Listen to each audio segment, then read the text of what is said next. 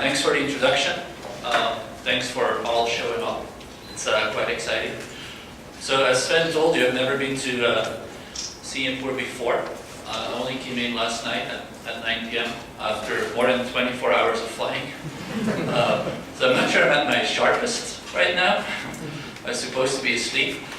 But last night I went for a walk and I was really excited actually to see Singapore and all of the people in the streets and sort of, actually in many ways it reminded me of Europe, which I'm originally from. I'm now based in the US. Actually, before I jump into this slide, so the reason I'm here is because, well, for a couple of different reasons really. Like, I like to evangelize Drupal, and so I wanted to make a trip out to Asia. And so I'll spend a day and a half here, so not that long. Then I go to India, where I'll be 3 or 4 major cities for also like a day and a half each. And the goal is really to sort of take temperature of Drupal in Asia and to see how Drupal is doing, and to essentially learn about how we can help promote Drupal here in Asia. So I hope to teach you a little bit about Drupal today.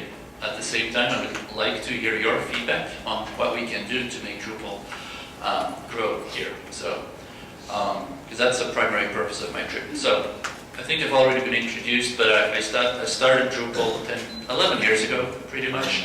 I started it out of my dorm in Antwerp when I was a student in Belgium. I co-founded Acquia about 4 years ago, and Acquia is my company. We provide a number of products and services, including support and hosting and stuff like that. We're venture-backed. We raised about $35 million US dollars. We're based in Boston and have about 160 people right now. I co-founded another small company called Mollum. It's a web service that protects Drupal sites, but also any other site against comment spam. It sort of filters user-generated content. I started the Drupal Association. I'm the president. I like photography, and really I'm a techie by education. So this is me 10 years ago in my student dorm where I started Drupal, and as you can see, I was sort of your typical geek. I have my assembly books. I don't know if people can see it in the back, but my chessboard, I have my collection of stamps, and so all of the checkboxes, right? All of the checkboxes of a geek are pretty much checked. So I worked on Drupal on my own for about 2 years, I would say, and then in early 2001, finally decided to launch essentially the software behind my website, which was Drop.org. As open source. And it's kind of a long story, but the short version is that I started to work on Drupal in like 99 or early 2000s because I needed to build a message board and because I wanted to learn PHP MySQL, and I sort of figured like, you know what, I'll spend a few nights slapping a message board together. And of course I ended up working on Drupal for 11 years. But that's how it started. And then that little discussion forum or message board quickly turned into an experimental platform. And so what I essentially was doing was looking at all of the new web technologies and sort of embedded them into my message board. And so if you look at the announcement, you can see, Drupal 1.0, it shipped with RSS feeds. And back then, RSS feeds were just being defined. So I was one of the people on the mailing list where RSS was being invented, if you will. I didn't help invent it, but I was one of the first people to implement it. And the same thing with blogging, which is also there. Back then it was still called public diaries. So this was before the term blogging existed. But I sort of saw these things emerge, I guess, as early technology trends, and I would basically just incorporate them in Drupal because I thought that was a fun thing to do. And so I think even today, Drupal has innovation as part of its DNA. If you look at it, more recent things like OpenID and all of these things, I think we've always been the first CMS to adopt those things, and I think it's because it's been part of the initial DNA. Anyway, so 4 years into Drupal looked like this. I was extremely proud because it was sexy and easy to use and all of those things. I thought this is really cool, remember? But there's like no breadcrumbs. The links are just alphabetically ordered. You can't even see where you are, like which one of these links you clicked. Anyway, 5 years into Drupal, I organized the very first Drupal Con, and about 40 people showed up. This was in Antwerp, where I was living, and I still remember being completely flabbergasted by the fact that 40 people would travel to Belgium to talk about Drupal for 2 or 3 days. So, fast forward another 5 years or 4 years, and we organized DrupalCon Chicago, and we had about 3,000 people show up. And so right now we're organizing these events twice a year in major cities in the US and Europe, and we would like to expand them to South America as well as to Asia. When we think Asia is ready, if you will, for a DrupalCon. But it's kind of a fun story because we basically rented this entire building. So this is the Sheraton. It's one of the bigger hotels. It's along the river in Chicago. How many people went to DrupalCon Chicago? No one?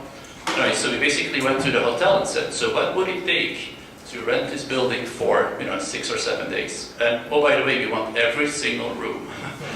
And so they said, it's going to be like, and I don't remember the exact numbers, but it's going to be like $1.3 million. And we said, great, we'll take it.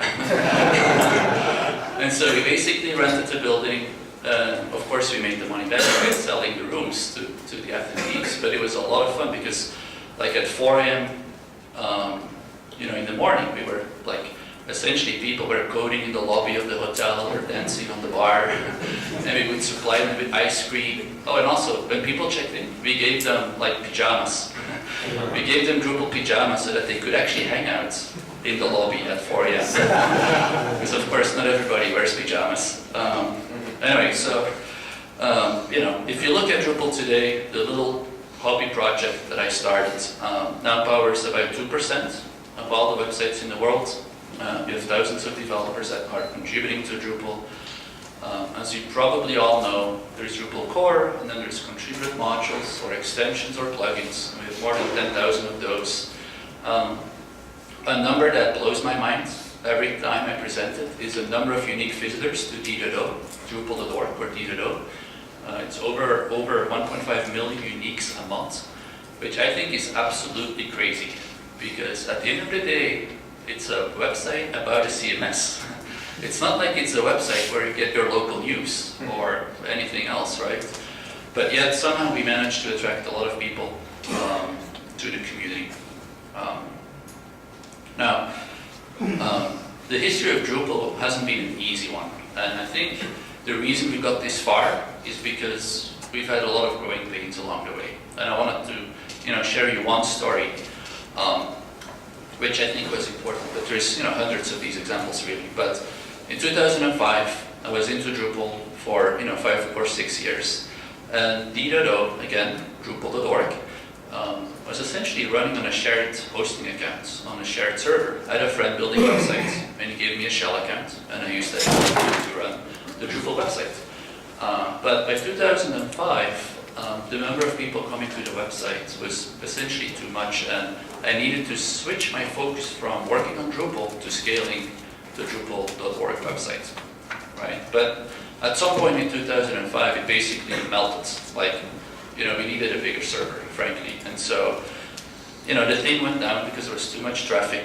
I was a student, remember, and I had no money. And so the only thing I could do was basically change the page with a pretty empty page, which had a PayPal button, and then 1 or 2 sentences, which was sorry, the website is down. We need to raise $3,000, because we did some quick back of the envelope calculation, and we figured $3,000 would buy us this huge machine, which we could then use for many, many years to come. We thought it was crazy big. Anyway, so we put up this button, and then something really amazing happened, at least I think. Within 24 hours, people had donated $10,000. Right? And so I'd never had $10,000 in my life. So I'm like, woo! And so I changed my PayPal password to be this long, right? Because I didn't trust it. And back then PayPal was kind of interesting. So I changed my PayPal password. Of course, PayPal blocked my account. And the reason they blocked it was suspicious traffic. Because for all these years, you know, maybe I got like $50 worth of contributions. And all of a sudden there was $10,000 flowing in, like, you know, in less than 24 hours. And then something else really great happened, which was the open source labs in the US. They basically host the Linux kernel and Mozilla and a lot of open source projects. They basically called up and said, if you buy the servers, we'll host it for you. So they gave power, bandwidth, as well as interns, a whole bunch of students that help with the maintenance. And then something else happened. The CTO, Chief Technology Officer of Sun Microsystems, called up and said, so we use Drupal internally. And we saw that the website was done. We would like to ship you an $8,000 machine. And so it showed up the next morning. It showed up within 12 hours. And so anyway, so within 24 hours, we had $10,000, free hosting, free system administrators, as well as an $8,000 machine from Sun, which we then called Sun Price, the machine. We still use it because it was a surprise from Sun. We thought it was a clever name. Anyway, so we made this poster, which basically has all of the names. You may not be able to read this, but it has all of the names of the people that chipped in money. And so the next couple of years, we would go to Drupal events, and we would take this poster with us and put it on the wall as a thank you, you know, for people that chipped in money. And so it was actually a great example, I think, of, you know, it was an early, first of all, it was an early sign of something great, which was a great community which was being developed, right?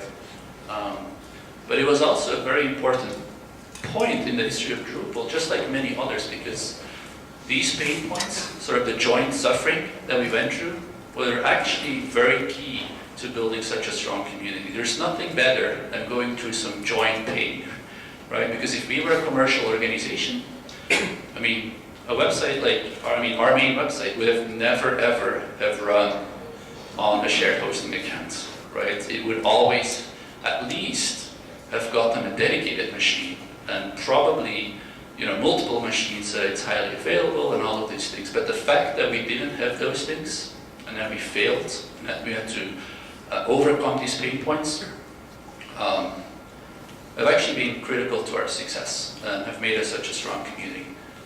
Anyway, so I don't know why I have these slides. I've already talked about this, but I worked on Drupal for the first 7.5 years roughly in my spare time. Then decided to start a company, Acquia. We raised money. We're based in Boston. Actually, let me check something. I wonder if I'm even presenting the right slides.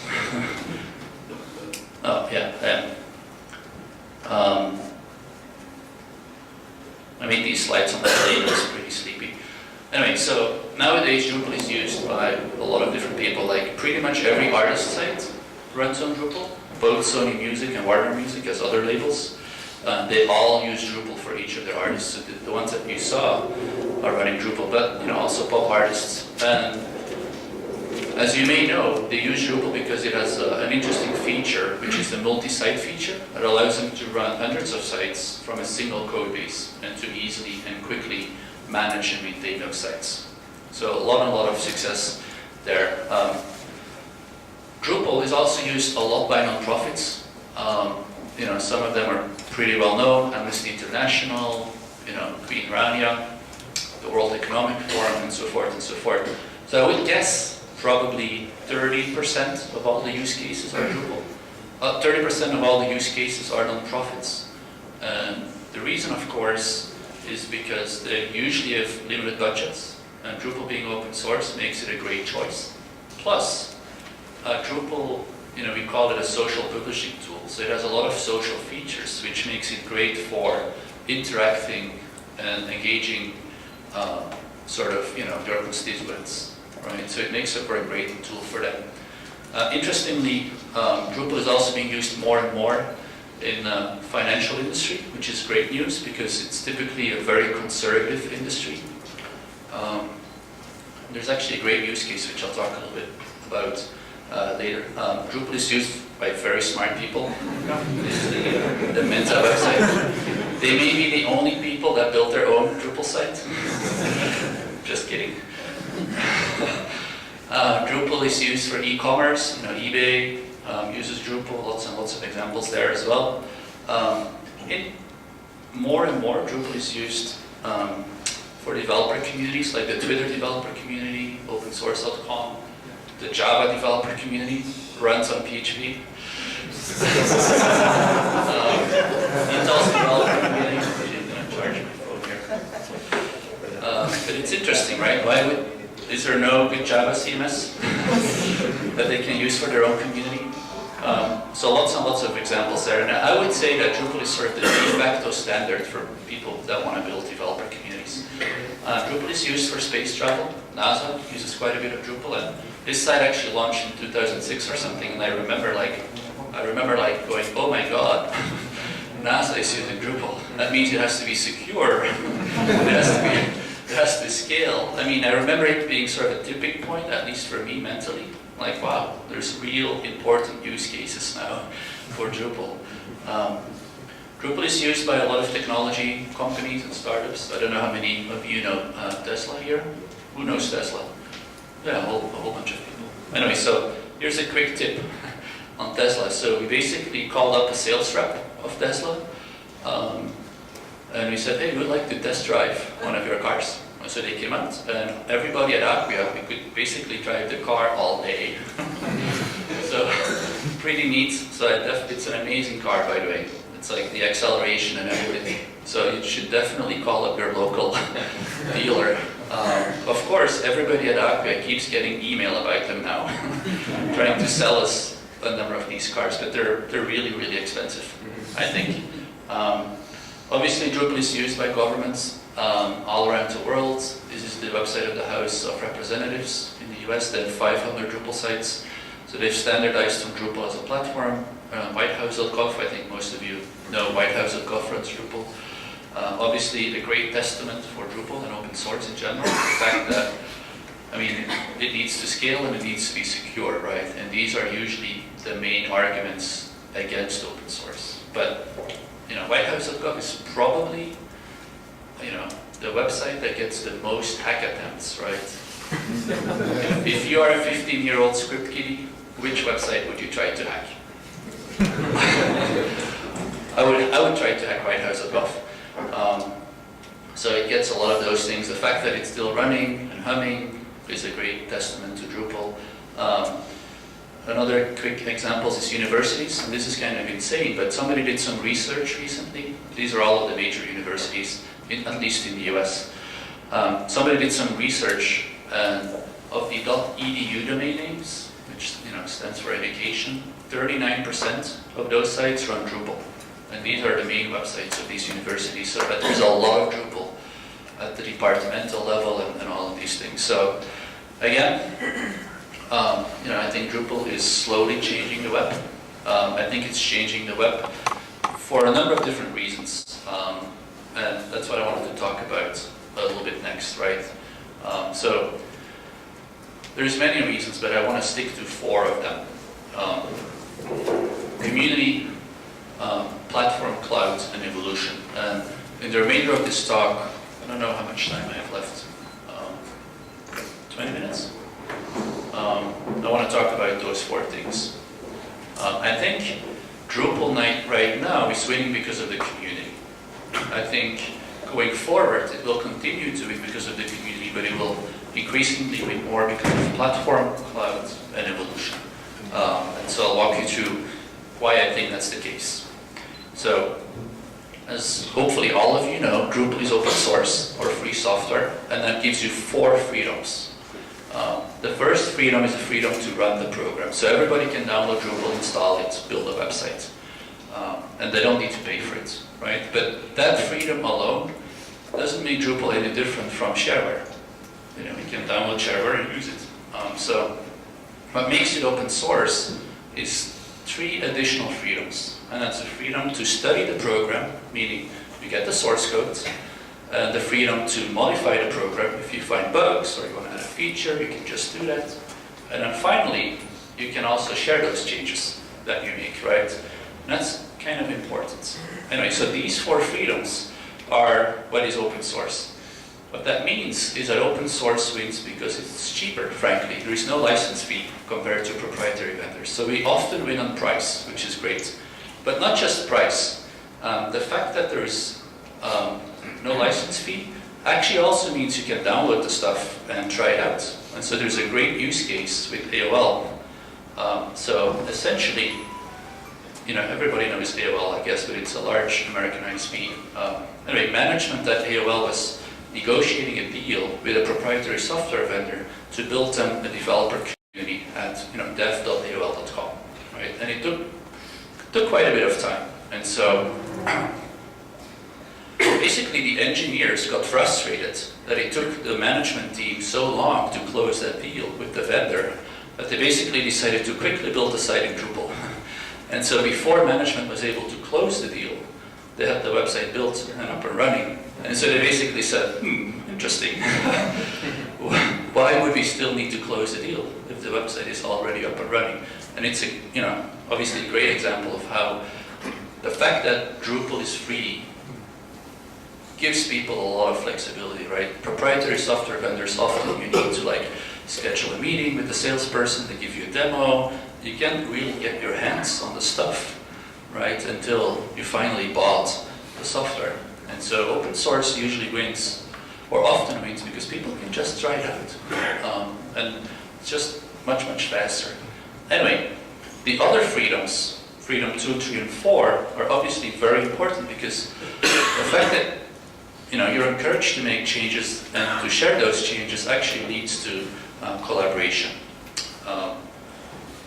And so open source is not just a license, it's also a software development model of thousands of people working together on building the software. And so this image basically lists all of the names, or some of the names I should say, of the people that contributed to Drupal 7.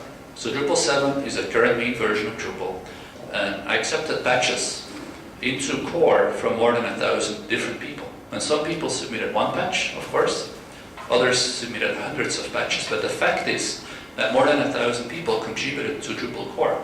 And that's not counting the 10,000 contributed modules that we have, right? So in total, our engineering team, if you will, is tens of thousands of people. So that kind of collaboration obviously leads to community.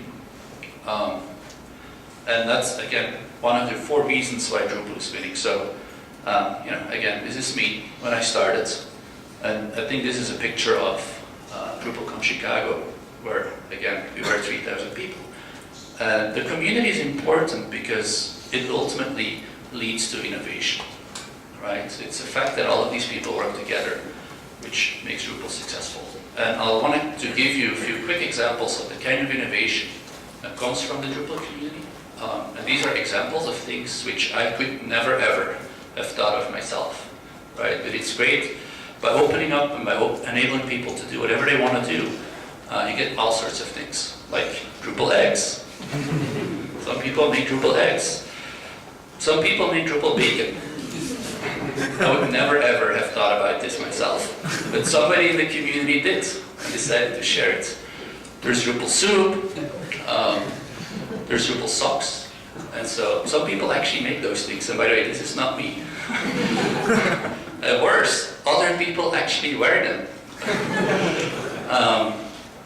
There's people running around like this. It's a naked guy on a bike with a sticker, a Drupal sticker on his ass. And I have to show this picture because if everything else fails, 10 years from now, I want to be able to say, so I convinced government leaders, CIOs of public companies, and a lot of other people to use Drupal by showing them a picture of a naked man.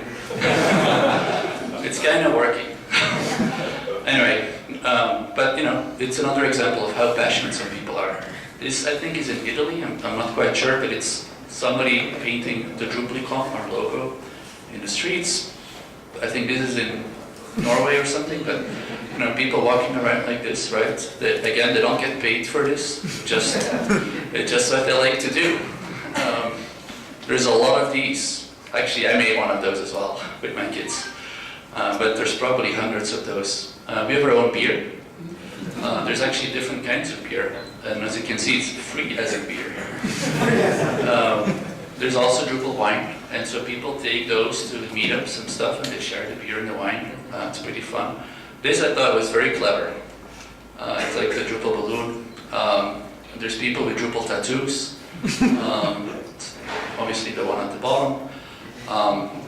It's not me, I can prove you. There's Drupal cookies and so forth. But the point being that having a passionate community of developers and users and contributors can make the difference between something which frankly sucks, like most software projects, I would say, and something which is extremely successful, like Drupal. And I think that's important because the result of this innovation, and not these examples that I gave you, but the many, many modules, right, means that Drupal is actually the better platform. And so it's one thing to win on price, but the fact that we win because we're actually better, that's something that we should be really proud of, right? And that's what will make the difference. So community matters because ultimately the speed of innovation, all of the great things coming out of the community, that's why people pick Drupal over something else. And there's so many great examples, especially in media, where they basically want to innovate faster and the proprietary vendors can't keep up. And so one example, for example, wow, is Google. So Google launched a number of new services, Google Plus and Google Web Fonts. Have you heard about Google Web Fonts? Anyway, so within 24 hours after these services were launched, there was a Drupal integration module, right? Now compare this to proprietary software vendors. So imagine Twitter would launch tomorrow. It didn't exist today. So usually what happens is first, Twitter needs to become a phenomenon, which takes 3 years or 2 years. Then a product manager needs to say, oh, this Twitter thing is a phenomenon. Maybe we should add it to the roadmap. And then it's like, oops, but we sold the roadmap to our customers, so which means we can add it to the roadmap, but we can't really start working on it for another 9 months because we've already promised to do all of these other things. And so it takes them many years before they actually get to a Twitter integration plugin, and then usually you need to pay a lot of money for it as well. In the Drupal world, that usually happens within days or weeks, frankly. It only takes one person out of thousands of people to build the thing, and then it becomes available for millions of other sites to use, right? And that's a driving factor, especially in media and the kind of industries where people need to reinvent their business model and need to figure out ways to engage with their customers to make money. And so they want to be able to use the latest and the greatest. Anyway, community is why I think Drupal has been winning and will continue to win. So that's why you guys need to build a big community. The other piece, which is more recent, is the fact that Drupal is becoming a platform, right? So if you look at large organizations or even medium-sized organizations, 10 years ago they had one website. Today they have dozens of websites. Even Acquia, we're a relatively small company, I would say, with 160 people. We're not a large company, but we have dozens of websites. In our case, they all run on Drupal. But in most cases, they basically run a whole bunch of different, first of all, they have all these different websites, and like they've maybe a marketing microsite or an event website, like there could be a website for this event, right? If this were a commercial event. They may have a customer portal, they have an intranet, they may have an HR website, all of these sites. And so in many cases it sort of naturally happens. And they use a whole bunch of different technologies. They may use SharePoint for their intranet, Sitecore, Jive for their external community site. It's basically sort of randomly happened. And so all sorts of technology stacks, some on Java, PHP, .NET, and it's basically a mess, right? And so what's happening right now is that, for the first time in history, almost, or I really think it's the first time in history, there is a single platform, Drupal, that can be used for all of these different things. And it's quite unique because all of the existing CMSs are kind of point solutions. They do one thing, right? WordPress does blogging. And yes, you can build smaller websites with WordPress, but Drupal is unique in that it scales from small to large. I can use it for my blog, but I can also use it to power a website that gets 1 billion page views a month, right? And these websites, really large websites, they tended to use Vignette, for example. And if you wanted to use Vignette for a really large website, you paid hundreds of thousands of dollars in license fees. So it didn't make any sense to run a small website of Vignette. You would never launch the CEO blog of Vignette. Like, it wouldn't be economical, and it would be too much complexity to deal with. So Drupal scales in one dimension from small to large, but also Drupal scales in a second dimension, which is features and functionality. Because we have so many different modules, you can build almost any website with Drupal, right? We have a saying, just like for the iPhone, there's a saying, oh, there's an app for that. We sort of have this saying, hey, there's a module for that. And that's kind of a big deal, because that means that people can use Drupal to build many, many different kinds of websites. So finally, there's kind of a platform that people can standardize on. And that's a very big deal. It's a big deal, for example, in the media space. So what's happening there is these are all logos of customers using Drupal or users of Drupal. Sony, NBC, Turner Broadcasting, all of these. What's happening in those organizations is that they're starting to standardize on Drupal as a platform for all of their websites. So for example, Turner, they have a whole bunch of sites. They have NBA.com for basketball, and PGA for golf, and NASCAR.com, all of these sites. And they also have CNN.com, obviously. So they've decided to move all of their sites to Drupal, except CNN. So what's happening is they used to use all sorts of stuff for, the bottom, I guess, of the pyramid. And now they're basically saying, hey, we're going to use Drupal for all of these things except for the largest sites. The same thing is happening with NBC, Warner Music, and all of these things. And it's pretty much every media company in New York. Like, I don't know a single media company that's not doing this, basically. So it's quite the phenomenon. And I think that will spread across other regions, frankly. The same thing is happening with Johnson & Johnson. They have about 800 Drupal sites today. They're going to have 3,000 Drupal sites over the next couple of years. So again, great example of an organization standardizing on Drupal in a very, very big way. There's another great example, which is Euronext, the New York Stock Exchange, as well as Euronext in Europe. It's actually a joint project with Zend. It's kind of an interesting story. So essentially, they were using a Java-based proprietary solution. I'm not sure I'll drop the name.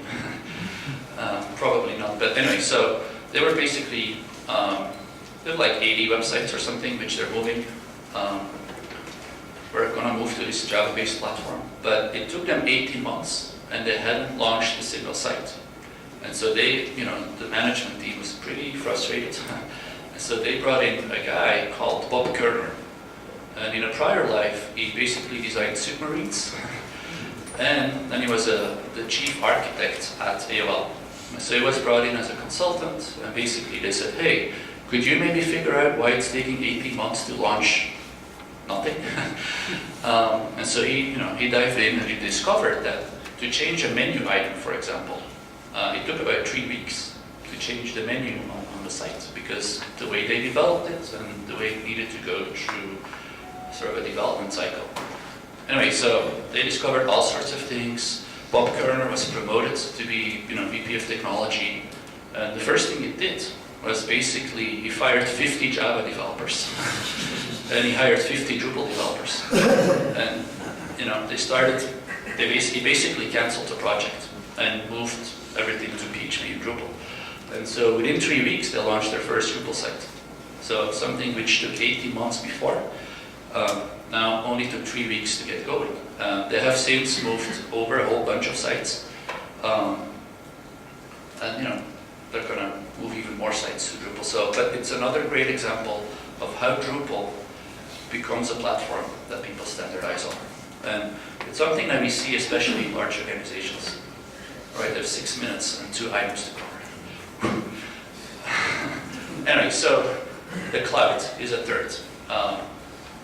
And first of all, let me sort of try and define this a little bit better. So If you want to host a site, you can host it internally, you can buy the boxes, whatever you want to do. If you do that, there's a certain cost, right? It costs X amount of money to maintain machines and the software and everything else, which is an okay thing to do. But recently, with infrastructure as a service, things like Amazon Web Services, you basically, if you go that route, you have to do less, because they will maintain the hardware for you. You only need to worry about everything above the hardware, the operating system, the software that you install, all of those things. There's another layer which is called platform as a service. This is where a vendor basically builds the optimal platform for hosting a particular piece of software. So in this case, Drupal. So it comes with tools for Drupal. Could like come with MySQL install, FireMesh, Memcache, all of those things, right? And if you switch to that platform, it basically reduces your own internal IT costs. And then finally, another cloud deployment model is software as a service. In this case, you no longer need to maintain the software yourself. It's basically, everything is taken care of. Like, you don't need to upgrade it, you don't need to worry about security, all of those things. Now, if you go back to this notion that most organizations have a lot of sites, and that Drupal is a viable platform to standardize on, the next logical questions for IT decision makers becomes, how do you best manage those sites, right? If you have a dozen Drupal sites, how do you deal with that? And if you actually look at those sites, you see that a lot of them are different. Like, the marketing sites are completely different, say, from the corporate main website. The marketing sites, like, say, an event website, you want to spend a couple hours building that site. And then after the event, you probably never touch it again, right? So it's extremely short-lived. It doesn't really need to scale. But then other sites, like maybe your main website, they may have dedicated engineering resources. Like, it's a continuous project with continuous improvements. And so a lot more complexity, you need completely different tools. And so, again, if you assume that is true, then, well, it means that some sites are probably best deployed on platform as a service.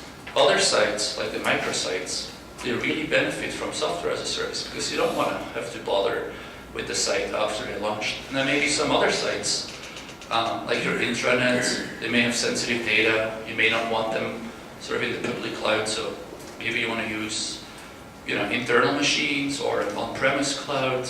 And basically, you want to be responsible for these things yourself. This is, I think, what the future will look like. So if you buy into the vision of Drupal as a platform that can be used for many different sites, how do you finally map that onto the optimal hosting solution?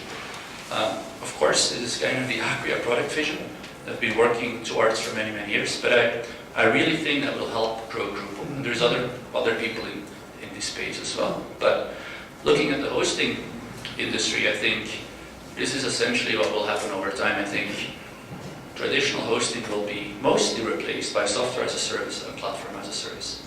That's what I think will happen. I don't know if it's going to take 3 years or 10 years, but it seems very logical that will happen. So community, all of the innovation coming from the community, Drupal as a platform, and I think that platform vision being accelerated by cloud deployment models, I think, is what will make Drupal win. And finally, I think evolution. If you look at how technology evolves,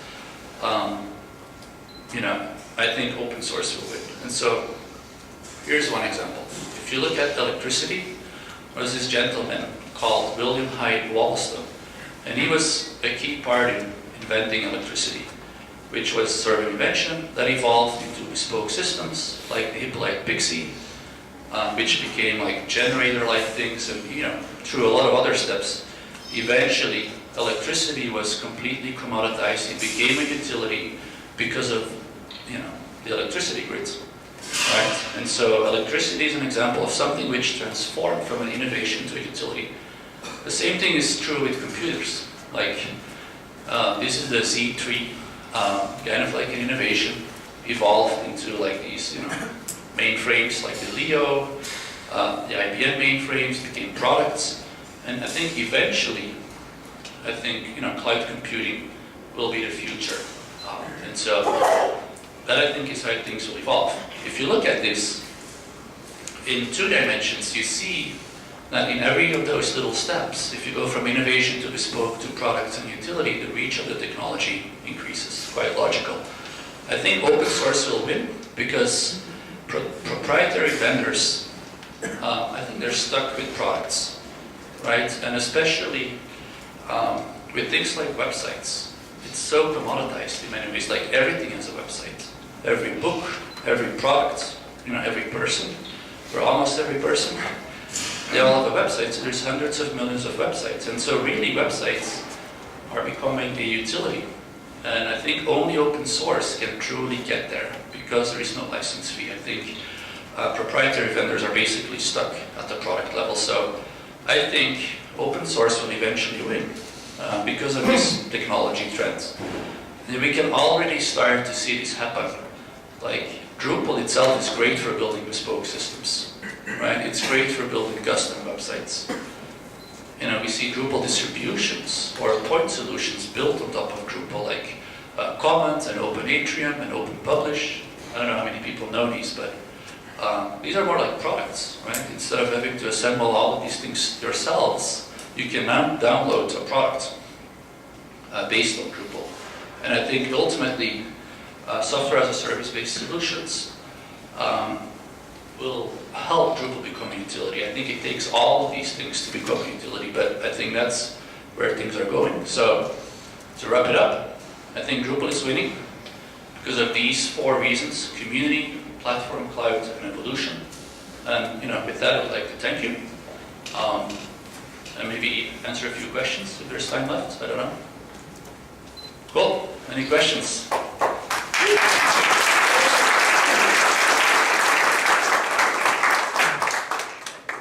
Any quick questions? I'll be around the rest of the day, and we have another Q&A session around 7.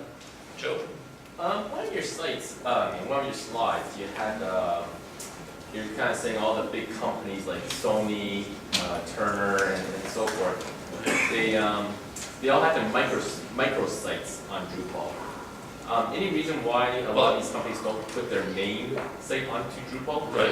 I kind of notice a lot of companies do that. They just kind of So have micro sites. Right. I'll repeat the question in case people didn't hear it in the back. But Joe's question was, a lot of the media companies that I showed, they have their microsites on Drupal. Any reason why they don't put their big sites on Drupal?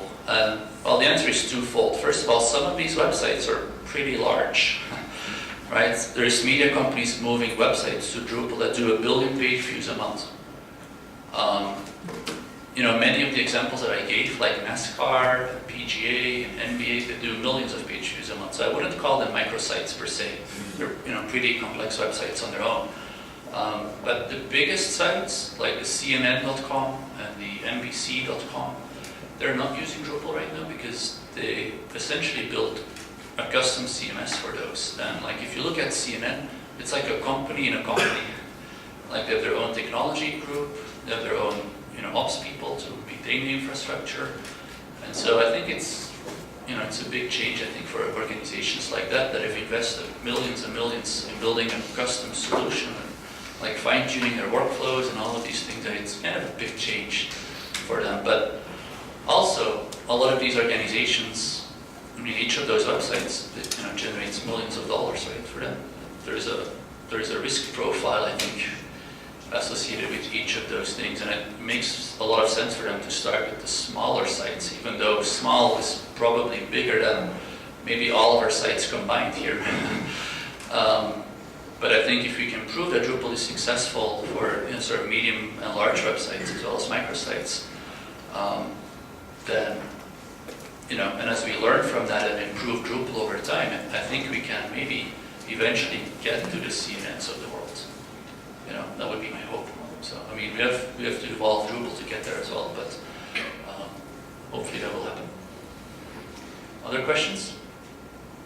So one of the growing pains, I think, for several people with Drupal is, I guess, migration from like 6 to 7 or those type of things.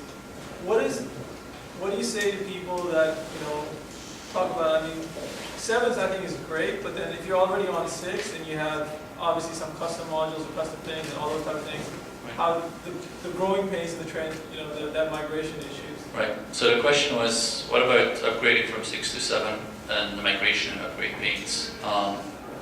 It's a great question. There's not an easy answer. I will say that Drupal 7 is pretty much the de facto standard right now. If you look at the adoption, it took about 12 months for Drupal 6 to go from, and this is sample data, to go from 0 to 100,000 websites in production. Drupal 7 it took only 6 months, so half the time. So adoption of Drupal 7 is actually great.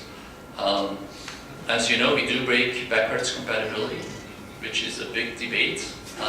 There's advantages and disadvantages to it. Obviously, the advantage is that we can innovate faster,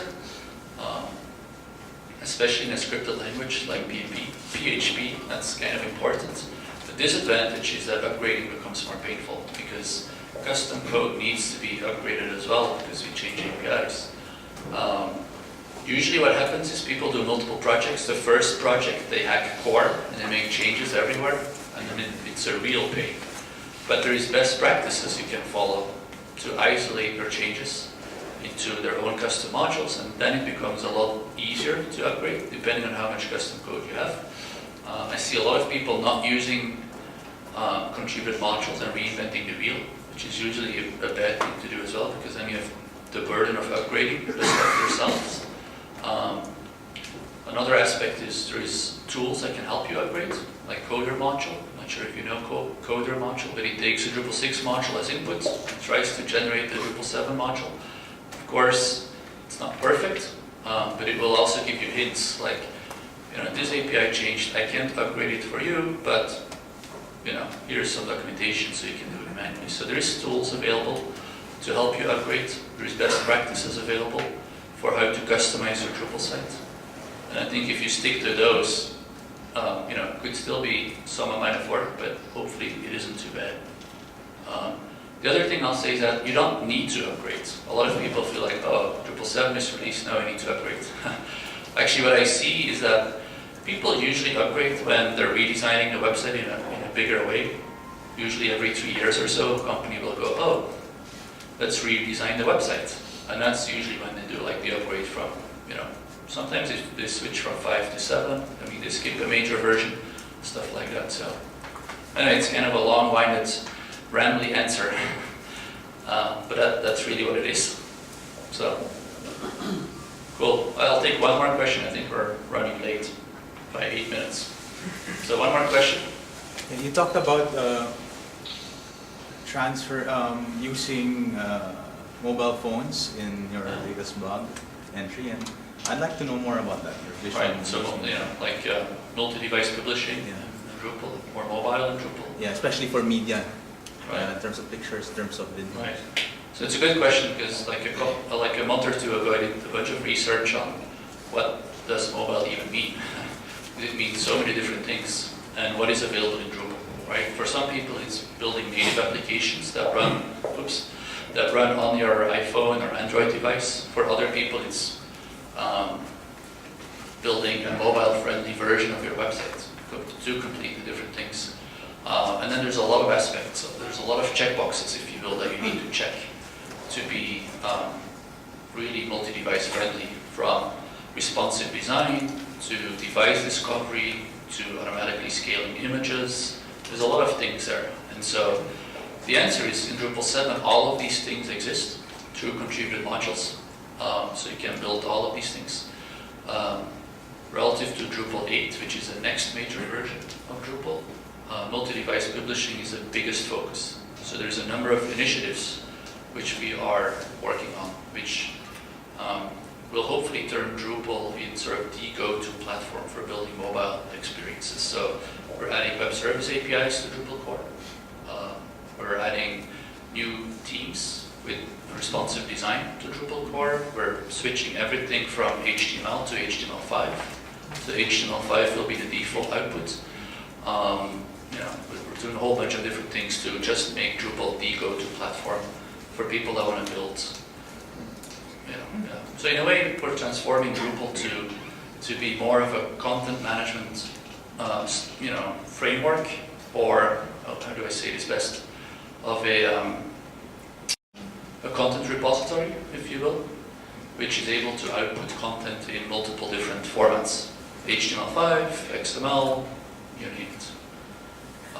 So that will basically make it easier for multi-device publishing. Cool. Alrighty, that's it. I'll stick around. So happy to answer more questions later today.